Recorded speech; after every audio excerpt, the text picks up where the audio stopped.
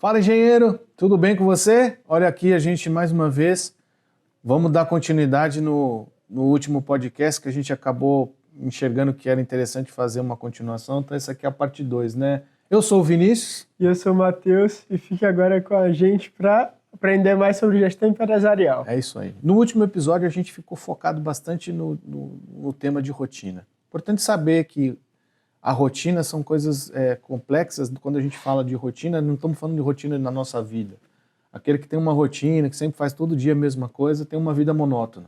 Quando a gente fala rotina dentro de um negócio, cada setor tem a sua rotina. Então, o setor de faturamento é receber e mandar os faturamentos para os clientes. Todo dia vai acontecer isso, então tem uma rotina, né? Na engenharia, na parte de qualidade do laboratório, o que acontece todo dia, Matheus? Romper corpo de prova, ensaiar material, moldar corpo de prova, rodar curva, colocar a umidade das areias. Colocar o corpo de prova na cura, com certeza, né? Não esquecer disso, rodar as curvas, que às vezes não são diárias, mas tem os períodos para rodar a curva. Então, essa é uma rotina que o líder estando ou não estando, ela tem que ocorrer. Né? Então, tem gente que usa retífica de corpo de prova. Então, tem uma rotina. Então, primeiro você retifica. Aí tem a rotina de esperar o corpo de prova secar, para depois ir para uma ruptura. Tem que romper. Então, assim, são rotinas que não podem parar. Faça chuva, faça sol, faça frio, faça calor, tem que fazer, tem que acontecer. Então, são os dados para manterem a empresa da forma correta. Então, só para a gente recapitular, esse é o tipo de rotina que a gente estava falando e a gente está aqui só recapitulando. E aí a ideia agora é a gente entrar em outros temas para ver se a gente consegue concluir. Vamos ver se é possível, né? Esse tema é tão importante e extenso que a gente parece que não tem fim. Realmente, cada hora aparece mais informações e vocês podem nos sugerir que a gente talvez tenha esquecido de alguma coisa, sugere que a gente coloca no próximo comentário episódio. Que a gente comenta. É isso aí. Então, diretor, solta a vinheta. É isso aí, diretor.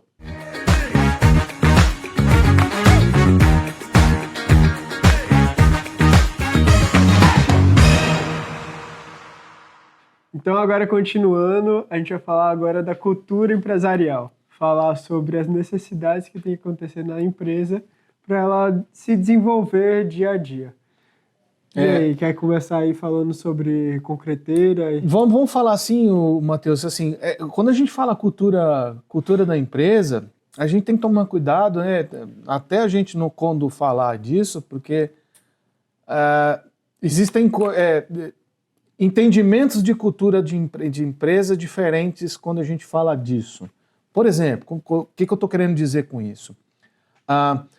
Normalmente as empresas de concreto, quando começam, ela tem um viés e um direcionamento muito grande para a área comercial. Então, normalmente é alguém que veio de vendas e que tem um conhecimento de mercado, tem uma carteira, enxergou uma deficiência ou uma oportunidade, são coisas semelhantes, né? É uma deficiência de algum setor e uma oportunidade que você encontrou com aquilo. Uma obra que está surgindo nada. E aí o cara é muito bom no comercial e aí o cara começa e aí se esquece de outras coisas. Até tenta administrar, mas ele cresce. E o que acontece é que quando você tem uma cultura muito forte comercial, que é importante, e eu não estou dizendo que não é, a gente esquece um pouco das outras áreas. E aí o que acontece? A parte comercial sempre se sobressai sobre outras áreas, como a operação, como a própria engenharia, né? A parte dessa gestão. Aonde que eu encontro uma dificuldade nisso, Matheus? O mercado de concreto, ele tem o seu preço, né? Então, assim, cada região no país tem uma média de preço, né? E que o mercado briga por isso. Então, assim, dificilmente um comercial vai fazer vendas 30% maior do que o seu concorrente. Eu acho pouco provável isso, quase que improvável. Então, quando eu falo da cultura, no sentido da cultura da empresa comercial, ele enfatiza muito essa parte da venda e esquece de trabalhar onde que ele consegue mexer. Então, se eu não consigo mexer no preço, onde é que eu consigo mexer? Você vai conseguir mexer na tecnologia do concreto, por exemplo. Qual é o lugar que a gente tem mais oportunidade dentro de uma empresa de melhorar desempenho? Na No parte- comercial ou na parte de engenharia? Comercial, você vai vender o mesmo preço que seu concorrente está vendendo. E a gente não está aqui dizendo que o comercial não é importante. Pelo contrário, Pelo sem o contrário, é o comercial coração também, né? não tem negócio. Mas não adianta ter negócio se a gente não tem custo. Sim. Então o custo é fundamental para que a gente tenha um bom, para que o comercial seja mais, vamos falar, agressivo, ou que vá para o mercado com um leque de opções muito maior Uma do que o margem outro. maior, né? E é o que a gente vê no mercado, né? Se a gente for no mercado, a gente sabe quem é que tem mais capacidade de fechar obras maiores e com preços mais, talvez mais baixos, que é mais baixo para aquele que não tem domínio do seu custo, mas não é baixo para ele. Por quê? Porque ele investe dentro da empresa. Qualidade de engenharia. Então, essa questão cultural é isso que eu quero dizer. Então, a gente tem que tomar muito cuidado, porque a gente abre mão de uma área que é uma área que a gente tem uma infinidade de exploração, dá para explorar muito essa área Muito mesmo. e todas as empresas que eu passei como consultor ou como já fui um funcionário, né, um colaborador, mas principalmente como consultor, todas sem exceção tinham problemas de custo. Todas. E aí estavam exatamente nisso. Eles tinham que ter uma meta de venda, como toda empresa, e às vezes se perdia vendas por causa do custo elevado. E quando você entra, cai para dentro da engenharia e consegue enxergar as oportunidades, cara, o nosso comercial pode voar muito mais alto do que está voando. Então é importante a gente falar disso. Então são temas delicados, talvez você que está aí ouvindo a gente pode até não concordar com algumas coisas que eu estou colocando aqui, mas é a realidade. Doa ou não, essa é a realidade. Nós precisamos de um comercial forte, claro, mas se a gente não tiver um técnico forte, não adianta nada. O técnico forte não é um tecnologista para resolver e apagar incêndio. O técnico forte é aquele que trabalha o MCC, de forma estruturado, né? Que já resolveu o problema da rotina, Exatamente. que não está apagando incêndio, Exatamente. né? Que foge desse apagar incêndio e agora ele tem a oportunidade de estar trabalhar, melhorando cada vez mais, inovando com material diferente, pegando um aditivo diferente, testando no seu concreto. Falar em aditivo, o que a gente tem de oportunidade no mercado é gama uma de infinidade. aditivo é muito grande. A gente só precisa saber o que a gente necessita para passar para as empresas, para elas trazerem... Para eles poderem trabalhar em cima das nossas necessidades e a gente poder crescer também. Então, assim, cultura da empresa, quando eu falo, é nesse sentido, né? De não perder a oportunidade. Vou falar mais uma vez. Vou ser repetitivo. A única forma de você ter um bom comercial, além de ter uma equipe, pessoas boas, é você ter controle dos seus custos de MCC. Como que você vai controlar esses custos de MCC? KPI. Tem que ter os KPIs. Se você não tiver indicadores, você não consegue evoluir. E você vai dar fôlego para o teu comercial, ir para o mercado e poder aumentar volume. E com margem, que se ganhe dinheiro, que dê lucratividade. É isso que a gente está aqui falando para vocês que é possível. Eu não estou inventando isso, não. Da onde nós passamos, a gente consegue ter esses resultados. Existem lugares que os resultados são mais rápidos e existem projetos que os resultados são mais lentos. Por que um é mais rápido e o outro é mais lento? Por quê? Tudo cai no que a gente falou no último episódio. Questão da rotina, questão de não ter uma liderança, e aí demora, porque você tem que formar, né? E aí entra num outro fator, né? Aí também tem a demora da pessoa aceitar a mudança. Exatamente, as pessoas que têm dificuldade de aceitar isso. É a ideia da inércia, né? A pessoa tá indo, aí a gente precisa de uma mudança até conseguir fazer com que aquela pessoa mude, é muito difícil. Mudar a cabeça das pessoas é muito difícil. Mas ao mesmo tempo, a gente não está querendo transparecer que é necessário aumentar a engenharia e esquecer do comercial, né? É importante que todos estejam progredindo e todos estejam crescendo. Porque não adianta também a gente fazer tudo aqui na aumentar toda a engenharia e o comercial ficar de fora. E aí o pior, a gente melhora o comercial e a engenharia e esquece da operação. A gente tem que equilibrar isso. Então, assim, quando eu falei da cultura, a cultura é uma coisa que a gente tem que encarar como política da qualidade. Né? Um sistema de gestão de qualidade ISO 9000, a gente tem uma política da qualidade. E dentro da política, cada empresa tem os seus princípios. Sim. Que ela tem que fazer com o cliente, com o acionista. É isso que eu falo. Isso é uma coisa que você não muda. Quando eu falo, nós estamos falando de cultura da empresa, é que se ela é mais forte comercialmente e deficiente na qualidade. É isso que eu quero dizer. Talvez nem seja essa palavra, Sim. né?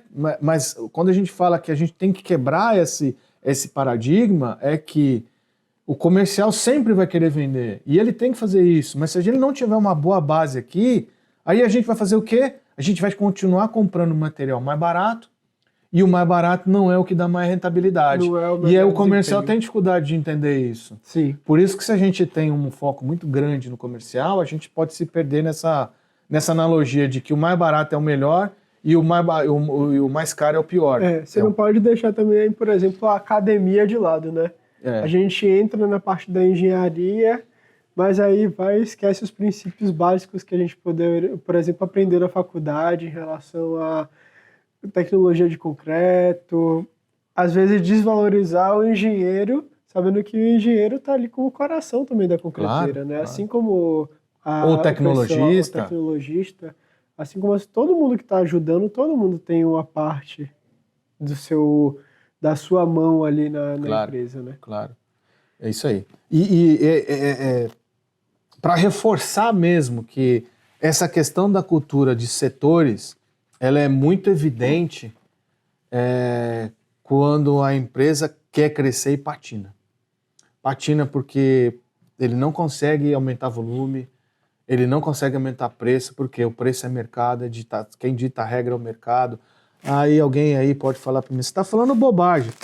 Pode ser, eu não sou dono da verdade, a gente aqui também já disse que nós não Está somos... trazendo como experiência de vida. A gente está trazendo como experiência profissional que está no mercado. Pode ser que você tenha uma visão diferente da nossa e está tudo bem. E eu acho que é interessante até um debate sobre isso, porque realmente o que acontece no mercado é o que a gente passou de experiência. Eu passei nos últimos 30 anos é exatamente isso. Quando a empresa consegue enxergar que a oportunidade está dentro de casa e não fora, eu pergunto para você prefere trabalhar dentro de casa ou fora de casa? Fala para mim, Eu Matheus. prefiro dentro de casa. Dentro de casa. Por que você prefere dentro de casa? É muito mais fácil. É mais fácil. Você tem a possibilidade de conversar com os seus colaboradores. Claro. E aí entra outro tema, né? A ideia do treinamento, né? Capacitação. Capacitação. Todo mundo da sua equipe ter uma capacitação, as pessoas serem treinadas para saber falar, por exemplo, se a gente for falar de concreteira, a pessoa saber falar sobre concreto, ela entender o que ela está vendendo. E voltando, por exemplo, para o que a gente falou no último vídeo, não é aquela pessoa ter uma função, você passar a função para ela e pronto. Não, é ela compreender a necessidade do que ela está fazendo e ela ter o treinamento necessário para ela poder fazer o que ela faz. E exemplo, as pessoas confundem treinamento, porque isso aqui, toda vez que a gente fala de treinamento, falo, puxa vida, já vem mais um que só vai falar de treinamento. Eu já ouvi isso. Dinheiro. Vai gastar dinheiro com treinamento, vai gastar não sei o quê. Olha, não tem custo. É só você ter planejamento. É parar fácil, um pouquinho. É simples. É você treinando aquilo que o cara sabe fazer. É todo dia repetir o processo. Todo dia você falar. Todo dia tem que ensinar o motorista a não adicionar água na obra. Se adicionar, tem que assinar a nota. Todo dia tem que falar. É repetição. É o poder do hábito. É o poder do hábito. Então, assim, o poder do hábito é a repetição. Então, se você fizer um planejamento, como é que é isso, Matheus? A gente desenhou vários já, mas a gente desenhou o último projeto que a gente fez.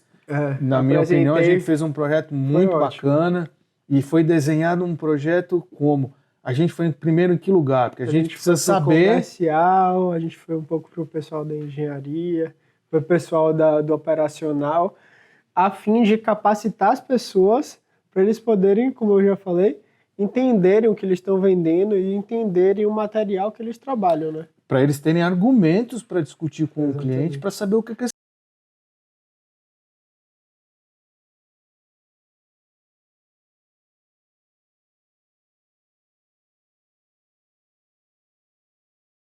faça uma venda técnica. Exatamente. Não seja uma venda puramente comercial, seja uma venda mais técnica, Só de não melhor qualificação. o meu preço é o mais barato. O meu preço é o melhor, eu vou fechar a obra. Puxa, legal, mas se você tiver mais embasamento, pode ser que você melhore o teu preço. Aí sim, você tem uma lucratividade a cultura maior. comercial forte pode prevalecer. Porque se a gente embasa, faz um programa, identifica onde nós temos deficiência, que esse é o ponto, é identificar as deficiências e atuar nas prioridades. Se nós temos um comercial que vende muito, mas é deficiente, então a gente precisa melhorar o comercial. Se nós temos uma operação que é muito boa, mas tem alguma deficiência, a gente vai e ataca a deficiência. Então a gente ataca a prioridade, não aquilo que todo mundo já faz. Aquilo que todo mundo já faz vai continuar sendo feito. A gente tem que fazer aquilo que realmente vai trazer resultado e vai impactar. E é a forma da pessoa sempre estar evoluindo, né? Ninguém nasce sabendo tudo. Por exemplo, uma pessoa muito técnica, às vezes, não vai saber muito de comercial, mas, por exemplo, se você favorecer essa troca de informação entre as pessoas, a empresa vai crescer todo mundo junto. Isso volta, a gente se remete ao último episódio, quando a gente falou dos líderes, né? A gente tem que saber mexer nas peças. E acho que aqui é um pouco disso, né? Isso daí de mexer nas peças é muito interessante. Aí a gente entra naquele tema que a gente já discutiu algumas vezes, é o caminho da mudança.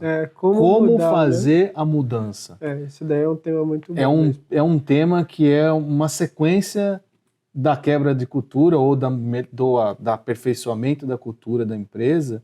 Depois que a gente consegue enxergar isso, a gente tem que ir para as mudanças. A gente não estava aqui na situação de ficar só criticando Claro. aqui no podcast, né? A gente vai dar soluções também. Claro. A ideia é a gente discutir, tentar dar sugestões, né? Com certeza. Que a gente já fez, o resultado é muito bom, então a gente está dividindo com vocês. Então, a pessoa tem que ter o olhar para identificar onde estão as deficiências. Com certeza. Compreender o que a pessoa precisa saber para ela estar fazendo aquele trabalho dela. Né? É isso aí. Mas assim, pode ser que dentro do teu negócio você tenha dificuldade de enxergar isso. Aí, de novo, a gente vai se remeter a você procurar alguma coisa diferente no mercado. Ou você, se é possível, contrata uma pessoa de uma capacitação melhor. Sim. Ou melhor, você contrata uma consultoria que possa te auxiliar nisso, né? Que ela possa te orientar e nortear o caminho que você está indo. Provavelmente você vai ser mais exitoso, né? Se você tem um cara bom, mas que não consegue enxergar, e esse cara bom às vezes é o gestor, então assim, ele é o cara. Então se a gente precisa de alguém para ajudar ele, aí uma consultoria entra para dar esse apoio. É um investimento para você fazer a longo prazo, né? Claro, é médio e longo prazo, não é curto prazo. Não faz sentido. Entrou, consultou e do nada ele já melhorou 100% da empresa. Não tem como, né? E ideal é que seja um projeto que tenha início, meio e fim. Né? E o consultor saia dando uma continuidade para a empresa. Ele tem que preparar as pessoas que vão ficar lá. Então é importante você o quê? Na mudança de caminho, você saber mapear as funções. Com certeza, como o primeiro passo. Mapear as funções. Então é saber o que cada um está fazendo dentro do seu negócio. Quando a gente fala mapear, não é só na engenharia. Quem é que está na operação? Quem é o responsável? Quem é o encarregado? Ele precisa saber. Exatamente, porque aí quem é o ajudante? Quem é o encarregado? A gente já entrou em lugares que o ajudante era muito melhor que o encarregado. A diferença era que o encarregado sabia tomar conta e o ajudante sabia fazer as coisas. E às vezes um está mais tempo do que o outro. Isso, e aí o que acontece? Aí a gente promove o ajudante a encarregado e a gente consegue o pior encarregado do mundo e perdemos o melhor ajudante da empresa. Então a gente tem que tomar muito cuidado com isso. Aí a gente tem até aquele exemplo da banana, né? Acho que é bom contar, né? É bom. Talvez todo mundo conheça, mas para quem ainda não conhece essa história, não sei se vocês já ouviram a história.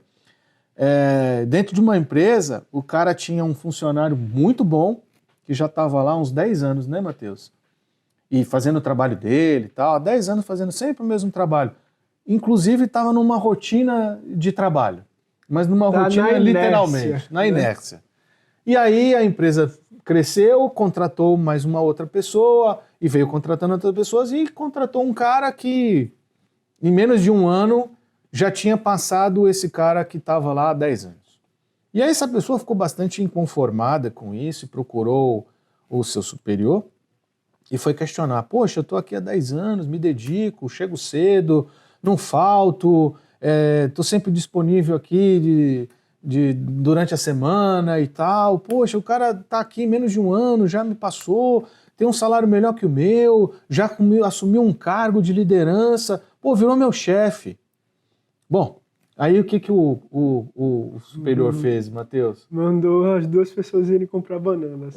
E aí o que ele fez com o que estava com 10 E anos? aí Bom, o de 10 anos mandou ir comprar banana, né? Isso. Ele foi no mercadinho, voltou com as sem mãos a vazias. banana, porque não tinha banana. Olha, eu fui lá no Hortifruti e não tinha banana, então parece que está em falta a banana, vai demorar uma semana para chegar. Ah, ok. O mesmo chefe falou assim, ô fulano, eu queria comer banana, você pode buscar para mim a banana? E aí esse que se tornou o chefe em pouco tempo foi comprar banana. Voltou com uma sacola que não tinha banana, mas tinha uva, tinha pera e tinha maçã. E ainda disse o seguinte, olha chefe, é o seguinte, a banana está em falta. Eu peguei o telefone do Hortifruti e fiquei de mandar um WhatsApp para ele. Na verdade, ele pegou meu telefone e assim que tivesse a banana, ele me comunicaria. Como o senhor gosta de fruta, eu entendo que o senhor gosta de fruta, eu não perdi a oportunidade e trouxe um pouco de uva, um pouco de pera e um pouco de maçã. E aí, o chefe virou para esse colega do lado e falou assim, essa é a diferença. Né? Então, o que a gente quer dizer com isso, a moral da história é o seguinte, aquele que é contratado para fazer somente aquilo que foi contratado é o cara que vai ser passado para trás quando alguém de melhor desempenho estiver junto dele. Então é importante que você tenha alguém na sua estrutura que consiga enxergar os talentos que estão dentro da empresa, porque às vezes, e o que é melhor, uma coisa que eu aprendi, existem duas formas de você contratar. Uma é mais difícil que a outra. Depende da visão de cada um. A gente pode... tem a parábola do garimpeiro e do escultor. Essa daí eu nunca escutei. Você nunca escutou essa? Então tá. O garimpeiro é o cara que fica garimpando. Quando você vai numa mineração, o cara não está garimpando? Uhum. Qual é a chance dele encontrar uma pedra de ouro? Baixa. Muito pequena. Uhum. Então ele fica garimpando. Tá. Né? E o escultor, quando ele vê... Então assim, a contratação... O que a gente fica testando? A gente fica testando um monte de gente. Uhum. E aí a gente não conhece a pessoa, fica trazendo gente de fora e às vezes não dá oportunidade para quem está dentro da empresa, ou não tem gente para dar oportunidade na empresa, a gente está crescendo, precisa realmente trazer alguém de fora. Então a gente contrata, depois de 3 meses demite. Aí contrata de novo, demite. Esse é o serviço do garimpeiro. Uhum. De 10 contratações ele vai achar uma pedra de ouro. Sim. A diferença dele para o escultor ou para o artesão é o seguinte, quando a gente... já tem a pessoa dentro da nossa empresa, ou quando um artesão recebe um pedaço de madeira, ele olha para a madeira e o que ele vê?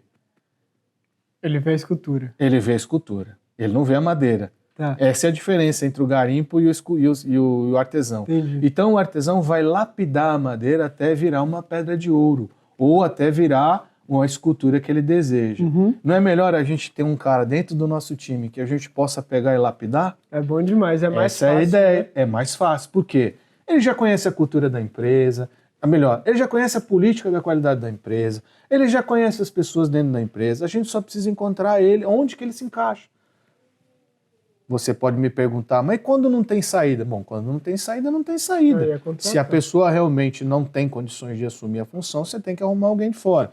Mas lembra que é melhor ser a filosofia ou a política do escultor do que a do garimpeiro. Sim. Você pode também fazer o seguinte, se você quiser contratar um cara muito bom, ele vai valer muito mais. Se você contratar um cara que está começando, você pode lapidar ele. Então, são várias formas que você tem para melhorar. Você é esperto, hein?